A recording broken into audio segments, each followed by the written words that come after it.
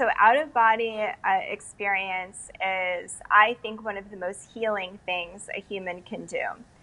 But so an outer body experience is no different than near death.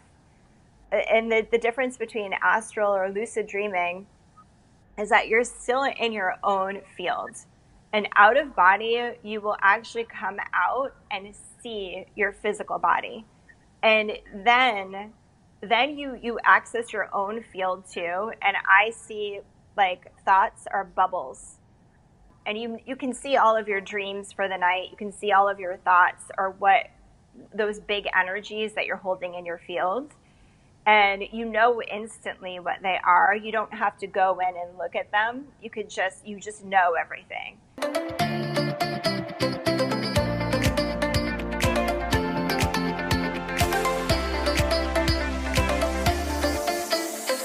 This is By Joy Joanne Season 2. I'm your host, Joanne Chan, and every Wednesday we bring you inspiring stories, powerful message, and fun conversations with me and my special guests and friends, and it's my personal mission to empower you to live and lead a life with joy. This podcast is for you if you're looking for more joy, courage, passion, and purpose in your life. Now let's dive into today's episode and get ready to laugh, learn, and live your life to the fullest. Our guest today has worked as an open channel for the Institute of Neurologic Science in Berkeley, California, and has a certification in neuroscience and Egyptology from Harvard University. She views humans as organic antennae designed to communicate with all there is. And she's also passionate about the exploration of the Egyptian mysteries, the technique of going out of body to access all information in order to help others open their own unique channels in order to remember who, what, and where they are. So guys, help me welcoming the explorer of Egyptian mysteries and the one and only Jen Patryn. Jen, welcome to the show. Thank you, Joanne. I'm so excited to be here. Yeah, and I'm just freshly back from Egypt only 2 weeks ago. So the energy is really big right now, and I'm really excited to talk with you about everything Egyptian mysteries. Yeah, I'm really excited about this, and I don't know what to expect, to be honest. Like, I don't even know what kind of questions I will be asking. Of course, having said that, I've done my research, and of course, the very first question or the very first place I always want to start with my guests is like why they do what they do today. So, can you share a bit of your journey into what initially drew you to explore this ancient wisdom? I'm just gonna say, really, my heart. Because it has been something that I've been drawn to for maybe a decade.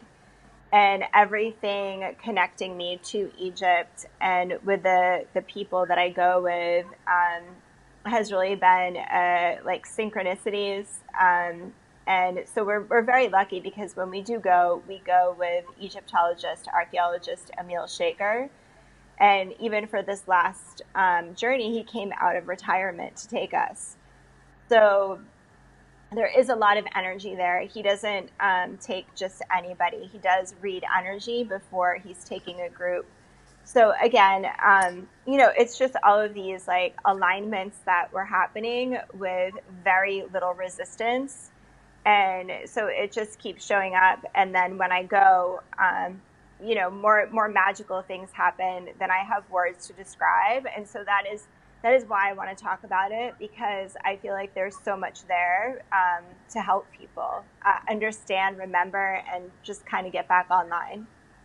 What do you mean by understand and remember? Yeah, I mean, I think, being human, coming into this world, there's a lot of like thoughts that we download, a lot of code that we're running through. And not all of it is beneficial to the heart or the soul. A lot of it's beneficial to the agreed upon construct of society. And sometimes it's not beneficial for the individual soul. And so then it's really important, I think, to do something that gets you out of conditioned society. And, it hits those inner buttons inside of you, turns something on. And with that, too, you regain so much power in a society. because you're standing in your own power. Right. So yeah, let's talk about your because you just came back from Egypt. So how was it, and what kind of energy are we talking about? What kind of experiences, are we talking about? What new findings did you experience? Maybe about Egypt. Yeah, so excited because our group did find a very new, exciting archaeological find, actually. So when we go, we are very fortunate that we get to spend alone, private time at these ancient, sites like the pyramids, the Sphinx, the Temple of Isis. And so we were literally at the Sphinx only 2 weeks ago, private audience before the sunrise.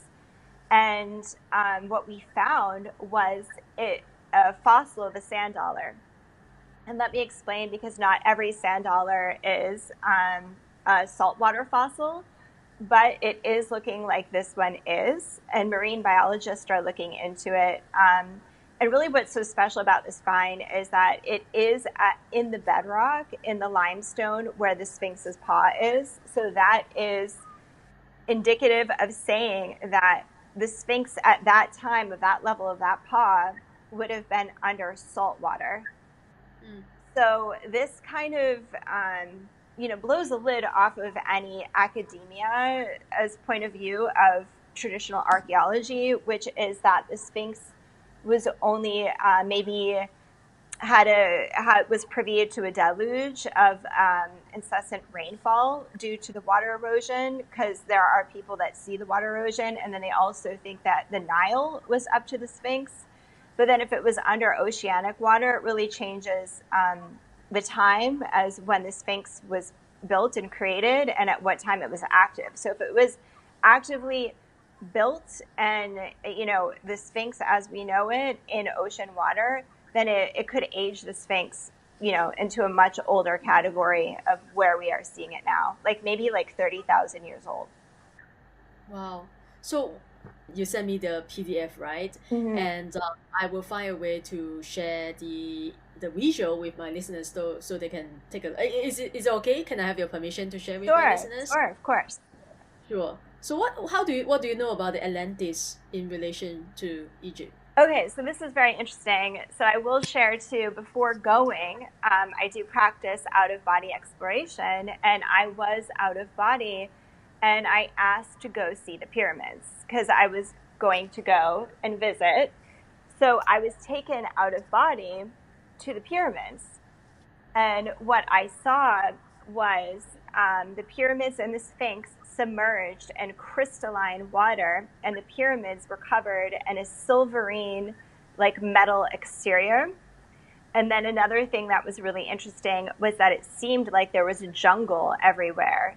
So the flora was really dense, and like there was it just didn't seem like the Egypt that I understood to be Egypt. So I said, "Is this Egypt?" And I got a clear, definitive answer, yes, but a time before now. So I asked to see what Egypt looked like now. And of course, it was the desert, the brown sand, the brown bricks of the pyramids. And it was exactly how I know Egypt to be. So I didn't really go into it and ask much more than that. There was a lot of other things happening on that journey. And then, anyway, so going into Egypt, I was telling Emil, the archaeologist, about this. And I asked his thoughts. And I'm like, what do you think of this? And he was suggesting and saying he does think that Egypt, there was a civilization before Egypt, an ancient civilization, which goes into like Graham Hancock's work, Ancient Apocalypse. And he's taken Graham Hancock before through Egypt. So maybe there is a correlation there too of some of his studies.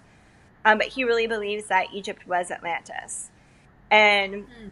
I thought that was interesting. And of course, he's an Egyptologist, archaeologist. He's been doing this his whole life. He's 74 now.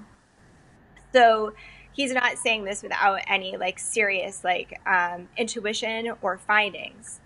So he was showing us too that there is a hieroglyph that means town. And the hieroglyph he was explaining is the exact explanation of how Atlantis was explained geographically, so that it has four concentric parts and it has a canal running through and it's surrounded by water in a circle. And that is the image, the glyph of town for Egypt. And so he was stating that this is interesting to him. And then, of course, we're together and we find this saltwater fossil. And we were just like, oh my God, like this is insane. So, again, anyway, like there are biologists, marine biologists that have to look into it because they can date the fossil too, and they can confirm its saline attributes because sand dollars, there's only one that can live in brackish water, which means partly fresh water, partly salt water, and it has a chemical signature. So they're going to be able to tell pretty soon. I think academia will be resistant to this idea because they have been resistant in the past to aging the Sphinx past a certain age, because then really we have to go back and say everything that we thought was true, and we have to open it back up and start digging pretty hard and pretty vigorously to figure out what our past is. Hmm. Wow, that is really fascinating. And the out of body experience you talk about, which you were able to do, and which, that led you to see all the images and, the pyramids and etc. So talk to me about that. Like, what exactly is an out of body techniques and how, because I think I don't assume my listeners know exactly what I talk about, but I know, some of my friends that do that.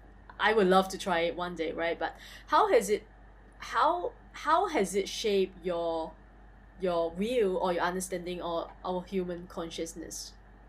Okay, so out of body experience is, I think, one of the most healing things a human can do. Um, and there are different techniques, and I will share that I love Darius J. Wright. His work is amazing, and his work is really what kind of I decided to start doing this. There's also the Monroe Institute, and they've been around for a long time. There's a woman, Jade Shaw. She teaches astral projection, which is different. But so an outer body experience is no different than near death. And the difference between astral or lucid dreaming is that you're still in your own field. And out of body, you will actually come out and see your physical body. And then you access your own field too. And I see like thoughts are bubbles, and I you can go into them, and you can see all of your dreams for the night. You can see all of your thoughts, or what those big energies that you're holding in your field, and you know instantly what they are. You don't have to go in and look at them. You just know everything. And so that's kind of what time is like too when you're out of body. Once you see certain dimensions, like you can see time in bubbles or in layers, and you can go into all of it. So Wow. yeah, and I mean it is really mind blowing, and a lot of people, like, our natural state is out of body because we come in to this body, to experience this life. But of course, before we got here, we were out of body, and when we sleep every night, we're going out of body. Um, and then the thing about it is that you have to command it. You have to know you're out, and you have to ask and initiate questions. Because if you don't, you're just kind of hanging out here. And basically, if you have any fears, like that can happen too out of body. So you have to kind of really get out. Number one. Number Okay. two, your body has an electromagnetic field, so it's good to get as far away from your body as possible, because you're going to come right back if you don't. And then number two, to start commanding and asking, if you want to see like deceased relatives, or if there's healing that you need. But the other thing is that I'll just say is very important, because once you're out and you see your body, you know that you're an eternal being, without a doubt. So that in of itself is an amazing healing thing. And then you start remembering things once you're out, and your soul comes back. I don't know, like the power of your soul is turned up. And then when you're back here in life, things are, you're more in tune. Intuition is heightened. Life is more enjoyable. Like you're just more in line. Yeah, that's the remembering part, right? Hmm. Remember, it's about it's who you really are, it's who you truly Hmm. are, your true essence, right? Um we are all, what is the saying? We are all something like that, something along the line, experience having an experience in the, I cannot remember all of a sudden the famous saying, right? I'm sure you know Yeah, what I'm talking about. Yeah. yeah. We're all eternal beings having a temporary human experience. Yes, Yeah. yes, yes. Yeah, yeah. Not human beings having a spiritual experience, something like that, right? Yeah. Hmm. So yeah, I love that. So how can we achieve the our body? Let's say I'm just a regular girl, right? I'm just a Hmm. podcaster, for example, and I have not achieved our body experience before. So what do I have to do in order to achieve that state? Yeah, I mean, you can check out my website at mana.net. I am going to be doing some free like techniques there so people can start to learn just the techniques. But I also would urge people to go to Darius J. Wright. I mean, that's a paid course. Also, the Monroe Institute. Those are really great, paid courses to learn how to do this. Mm. And but there are techniques. Basically, you do want to get your body into a state of sleep paralysis. That's Darius J. Wright's technique. And then once you're in sleep paralysis, you can pop out. I have a hard time doing that. So I don't really go into a sleep paralysis. I do this like during the afternoon, and I do use binaural beats, Mm. and I get myself into more of a meditative state. And so I don't do it at night. And then I do it also in the morning when I'm waking up, because you're already in that in between state, and you can use that to command. So those for me are the most potent. But so there's so many different techniques. And I feel like just go to atmana.net, check out Mm. Darius J. Wright and the Monroe Institute. Okay. Yeah, I will put your links in the show note below. So you talk about you describe humans as organic antennae, Mm-hmm. and could you elaborate on what this means and how we can, again, it's all about reconnecting, remembering, and tuning ourselves to better communicate with all there is, and that's what you said as well. Like how do we communicate with all there is, and what do you mean by that? Like what is all there is? Yeah, I mean, okay, so like in this, there's new information coming out that our DNA looks like it is antenna, and so and I believe this because I can feel it. So basically, your heart is an electromagnetic field, and what we're in is obviously a big electromagnetic field, and so your heart has access to what we can't see and what we don't know, like through language. The heart has access to all the unknown, all the unseen. And really, like that is your navigational guide. And then the DNA physically acts as an antenna to the field. So, I mean, CIA people are using these techniques too, Project Looking Glass. And so there are a lot of people, like scientists, like doing this. And so the idea too of it being maybe like fringe or pseudoscience, like that is slowly leaving the room. And there's so much actual hard science to back up that we are truly, this is like the technology. It's a natural technology. And if we dare to use it, like, Mm. wow, like, but we have to know how to use it, and we have to dare to use it. And then again, no one can, you don't have to go to anyone for healing. You don't have to ask anyone what's true. Like you have the information, everyone does, and it's clear. So that's beautiful because it's just your own power.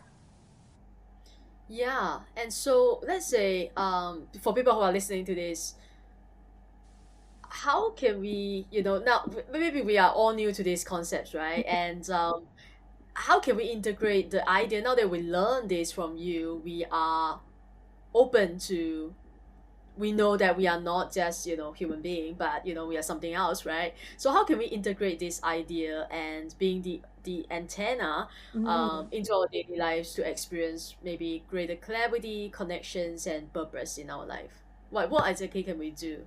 My advice would be to just feel, like get in that vibrational awareness, because when you're feeling, you are that multidimensional antenna. And the more, because a lot of us have been conditioned to let the mind control the heart, and the mind to sometimes bully the soul, if you will. So, our mind is overactive a lot, and that's what has been asked of us usually in our careers, and everyday life. So it's really about just allowing the space to listen to your heart and to just feel everything. And once you get into the habit of feeling instead of thinking, I think that's really the shift, because you're shaking up the intensity of the mind. Because if the mind judges something and it owns it, right, and that judgment, that ownership of something, and that focus creates a glue, and you are basically condensed and attached to the thought. So the more that you can free up thought, and the more that you can feel, and a lot of people say get into the body, like however you want to do that. I think that's really the gold and the doorway into experiencing higher states of consciousness and joy and being, like connection to the soul. I love that, the joy of being, right? Mm. And yeah, I really love that. So, again, going back to Egyptian mysteries again, and basically that's everything you do, right? And that's what you're passionate about. So, why do you believe that? Like, why Egyptian? Why, why not? What? But why Egyptian? Like, there's so many, right? And Mm. why do you believe that Egyptian mysteries, which is what you're passionate about and studying, hold such significance in helping us remember who, what, and where we are? And by that, what do you mean by who, what, and where we are? Like, I'm here. What do you mean by where we are? Yeah, so I mean, the who, right, is we're not just a human, we're not just an animal. We are more complicated, we're more multidimensional. And so the who, I would say, of course, like we're that soul, and then what we are is eternal. We're eternal sparks of God. And a lot of people, cringe at like, no, I'm not God, but I see everything as God, and there is no, like, hierarchy doesn't make any sense to me, and in an energetic world it doesn't happen. So there's nothing above you, nothing below you. Mm. And where we are is also something that a lot of people are trying to figure that out. And I think where you are once you exit here. Okay. And I think you can kind of see and decide for yourself really what this is. And it is more complicated than just saying like this is one dimensional reality. Because I mean, on the other side, maybe that's the primary reality, because that feels like home, right? So that also ends up being like, wow. So we get to go home, and we get to do this forever, and we get to create whatever we want. Like those are the remembering ideas that I think give people a lot of safety and love and freedom. And why the Egyptian mysteries? Well, first of all, there's so much that is still being found. Like, we were there and we just saw the Serapeum, which was only unearthed 6 months ago. And Right. as we were there, the director at the Valley of the Kings, he is responsible, for like King Tut's tomb, all of the tombs, and really it should be called Valley of the Queens, because there's far more queens and women mummies that have been found there.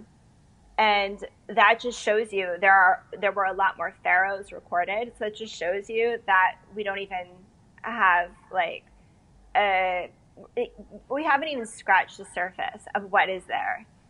And there was a new tomb that was just found of an enchantress at Hathor Temple. So she was a dancer and singer, and her tomb was just found, and he was sharing that with us. So, I mean, it's so cool because it was just found like literally last week or 2 weeks ago. Mm. Like, so I saw that October 31st, right? October, yeah, October 31st, and that's when we found the saltwater sand dollar, and then this tomb of the enchantress was just unearthed. So everything, I mean, that's what's so exciting is, but the other thing is the age of these temples, and then maybe what people, would love to wrap their heads around is that, like, these statues that are in there, like, say, Sekhmet, she's the warrior healer and she's a lioness goddess. And you go into her temple, you feel the energy. I'm getting goosebumps just saying it. But so the statues are shamanically activated. And what, like, everywhere in Egypt, it's energy everywhere. The symbolism is energy, energy, energy. Hands have energy coming out of them. There's energy being poured over deities. Every single temple has the snakes, which means also like light and electricity. Every single temple. There's just so much iconography to do with energy. And what they really believed was that the soul was outside of the body too. So they believed you could put the soul into a statue because the soul was mutable. The soul could be moved. And so these shamanically activated statues, if they haven't been moved, say if they've been moved into like the Cairo Museum, there's a lot of chaos there. But if you go into a place where people have been coming to pray and their souls have been intertwining with this statue too and this space, I think there is a layer of that energy, but there is also a layer of like deep ancient energy of how our ancestors and how maybe a pre-civilization who I think understood more than we do now about technology. They were very advanced and they were using these statues and pouring their energy into them, and you can still feel it. That's what's amazing. Right. Wow. Yeah. I mean, of course, this we have to we have to feel it in order to know what it feels like, right? And since you talk about consciousness and higher consciousness, what is your vision? For everything you do, right? You are so passionate about the work and sharing with people all over the world. Like, what is your vision for humanity? And as more people open their our unique channels and remember our true essence, like what is your vision for humanity in general? That everyone becomes uncontrollable. Mm. Like I just, I feel like so many of us have felt, like that there is a condition on our lives and that there are so many rules and parameters. And I feel like it's just not beneficial to joy or to happiness or to exploring our unique gifts. And all of us are so unique and so special. And I feel like the world sometimes doesn't reflect that truth. And the world has a lot of ego in it, right? And so, I mean, I don't like to get into the ego thing, but really, it's just about having joy with yourself and with somebody else and seeing them at their highest level and doing what they love to do, and then you doing what you love to do. It's as simple as that. So how do you help people? How do you help people achieve the state of mind and become the joy of being? Okay, that's a great question. I mean, even like Plato, I love this. So Plato says, all knowledge is Mm-hmm. remembering. And Plato was and Plato's lineage were the first ones recorded, speaking of Atlantis. But Plato, what he is saying when it's remembering, he understood too that we come here from somewhere else. And I really believe that it is remembering. It is remembering why we came, who we are, and just to know, not only to remember, but to know. And how you know, true gnosis is through experience. So someone can tell you something, it can resonate, you can feel something, and you know it to be true. And then there is also your own experience, again, of going out of body. And then you don't need anyone to tell you anything. You just know. And that's really the unlocking key for any soul, because each knowing is going to be uniquely their own, because each soul is so unique and has its own soul signature. So no other soul can say this is how it's going to be for you. And that's why it's so important that everybody is allowed to turn themselves on in the way that is appropriate for them. So signature. That is the first time I can you elaborate a bit more on that? Because like I have not heard of this term before. Like what is a soul signature? I just think it's like our own unique soul song, if you will. It's who we are, and not one is the same or alike. We are all uniquely okay. We're alike on one level, and then we're all uniquely different on another level. So that's that multidimensionality. And a lot of the times, again, in the world, it's just saying you're just this one note. Yep. And then if you believe that one note, you express that one note. If the soul remembers and believes that it's eternal, it starts to express its eternal soul signature. And then that is the joy too, because that is why we're creators. And if we're out of creation, we usually fall into a sadness, I would say. And when we're in creation, we fall into a joy or a happiness, because we're being ourselves. And I just think like that limitation of not being allowed to be ourselves is that falling into a sadness. And then again, when we're allowed to just be ourselves without judgment and express ourselves is when everything comes back online.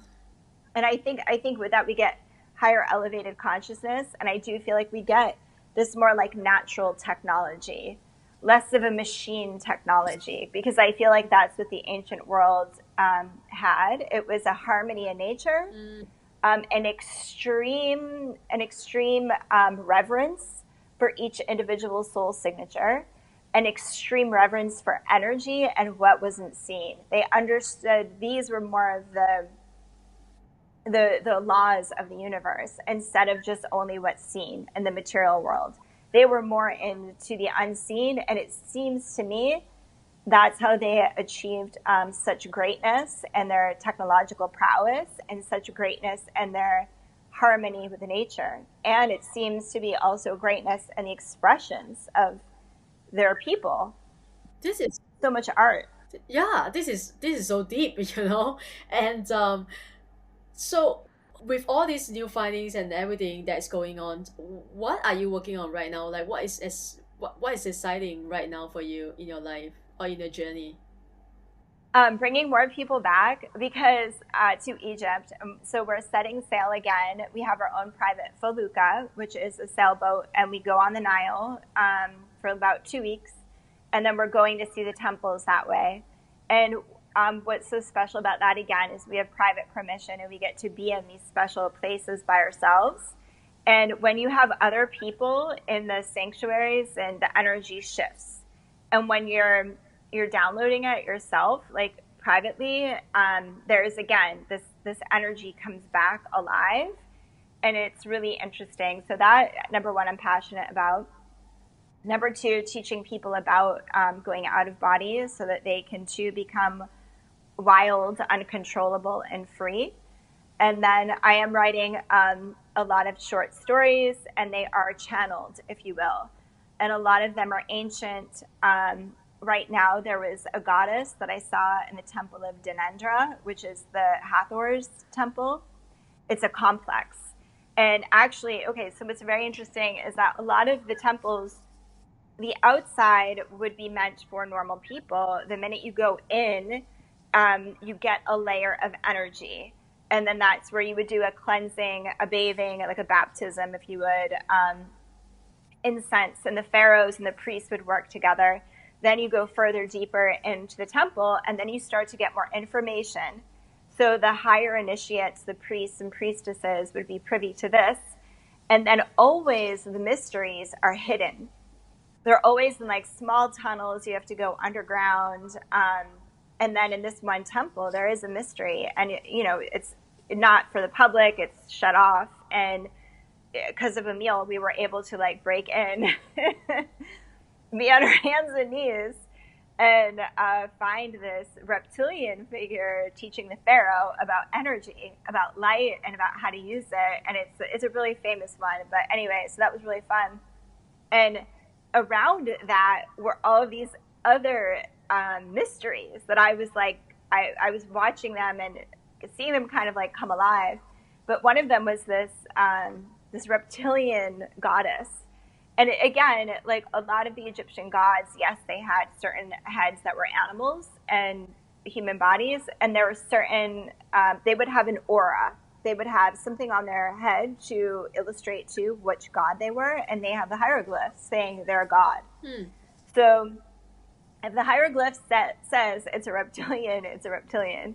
If the hieroglyphs don't say it's a god, and then there is no aura, and then the rest of them is looking alien, you can kind of put those two together, and it's really fun and interesting. Anyway, so this one goddess, she's been like downloading some stuff to me, and I'm writing short stories on that, which has been really amazing. That is really amazing, right? So wow. I mean, thanks for sharing. You know, these are like stories that you will never hear anywhere else, right? I don't believe that to be true. So, is there anything else that you really wanna talk about? Perhaps I didn't do my job well today. I didn't ask you or didn't let you. You've done an amazing job, Joanne. So thank you. The only thing I would add, I'll add this because this was important for me as well. Okay, so I'm going to add this one story. So at the Temple of Isis on the island of Philae, I had a really magical experience this time. We were there for sunrise. We were there for 2 hours. We went into the sanctuary. It was very, very potent, a lot of power. We saw like birthing chambers and, but it was a really potent group and a lot of power. And then we all went and had our own connection with the site. And, you're called to certain places. Some people see things that no one has ever seen. Like, for instance, Emil had never seen this one reptilian goddess ever. And he's been going there, sleeping in the temples when he was a kid even. And he was like, I've never seen her. Like, how did you find this? So, I mean, that's how much information is there, too. Like, you could go years and years and still find new things, which is, I love that. And so, okay, so I was in the sanctuary. I got called to go. I was then by myself. And I had such an amazing moment. There are actual, like, little small slivers that are open on the ceiling of the sanctuary, which I had no idea existed, because there are illuminating lights that are not natural from the ground coming up in the sanctuary. So those weren't on because it wasn't temple hours. And so, long story short, I'm sitting there, it's sunrise, and it's sunrise at the exact time. And I start to see the sun go down the hieroglyphs, and the sunlight is reading and opening the hieroglyphs. Wow. Like, it, and again, that awe of how they understood astrology and how they were so in harmony with their design, right, with nature, and how potent that was. And that it's a very special place that nobody would normally go to. But again, that deep interconnection of harmony with the natural world, these megalithic structures that definitely they were embedding so much energy into. And it was a profound moment because no one had ever explained that to me before. And I think very few people get to witness that today. And especially if you have just like a ticket, you can't see that because you won't be there at that time. So everything is about timing. And because also if you can see them at certain star alignments, you'll start to see again, like how specially these places are designed and how they're illuminated. It's incredible. Wow, beautiful. I wish I could. Did you take a lot of pictures? I mean, could you share them with Yes. me? That would be wonderful. I took a lot, but like moments like that, Yeah. I had no words. and I didn't have my camera like in my hand. Like I wasn't videoing it because I didn't know what was going to happen. Right. And I was like, I couldn't believe it. And it was just this magical moment. And I think there were a lot of those too, where, you know, it's good to have the camera. And I have so many photos, so many videos for sure. But just, you know, some of those, like, I think the most special moments are not videoed because I was just downloading them. Right, so it's in your mind, right, forever. Yeah. Yeah. So thank you so much for coming and sharing so abundantly and generously with our listeners today. Now you made me want to go Egypt even more. And yeah, I'm definitely going. Just the timing, right? You talk about timing. I know I will go when I'm ready. So when the time is right. So we always end with our final five rapid fire questions. So these are the five questions that I ask all my guests at the end of the show, and every question has been answered in either one word or one sentence maximum. Okay. Okay, the first question is, what is one thing you wish you knew earlier? Ooh, just to not care as much. Mm. Mm-hmm. Okay, I love that. Second question, this is gonna be powerful. If you could relive one day of your life, which day would it be? Ooh, I'm gonna have to say the Sphinx and the pyramids 2 weeks ago. I guess so. Yeah, yeah. Yeah, beautiful. If you could master one skill you don't currently have, what would it be? That's a good one. Oh, to speak, I would actually like to understand hieroglyphics and to learn how to speak other languages like Greek, Coptic, and Arabic. Right. Yeah, I'm sure it has to do with your studies, right? I mean, your Mm. research and all. Yeah. All right. The next question is, what is one adventure you have never had but you would love to experience? Mm. Actually, I would like to do a year traveling. So I've decided maybe when I'm 50, I would like to just take a year off and just get lost in the world.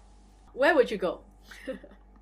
Well, I was an exchange student in Japan when I was 17 at Hokkaido University, and I've never been back since. So I would like to go back to Japan, and do like onsen, like all the spas, but also I know I'm like such like a girl. I'm like I want to go to the spa. um, and then, but also I really want to do like Angkor Wat, a lot Yeah. of temples, and like Thailand, Cambodia, Bhutan. I would just get lost in Asia, yeah, for a year probably. Yeah. Singapore, Taiwan, Singapore yeah. is boring. You don't have to come. But the food, I've heard so many amazing things about the food. Yeah, I mean the food is great. And Cambodia. I was just in Cambodia last week, but it was a Get yeah, it out. was a work trip. But it was not Angkor Wat, and yeah, I didn't get to, because it's on another state, so I only visit Phnom Penh, which is the capital city, because I was there for work. So yeah, I would love to visit Angkor Wat as well. It's beautiful temple. It's just amazing. Yeah. All right, we digress. Anyway, the last question is, what brings you the greatest joy? Okay, joy. I would have to say number one, dancing, because I used to be a dancer and I still love to dance so much.